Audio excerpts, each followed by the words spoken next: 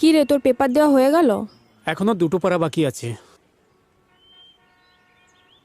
দাদা, তুই কিন্তু আজকাল সময় মতো কাজকর্ম করছিস না। দেখ তো, 7টা বেজে গেল। আমার তো কলেজ যেতে দেরি হয়ে যাবে নাকি?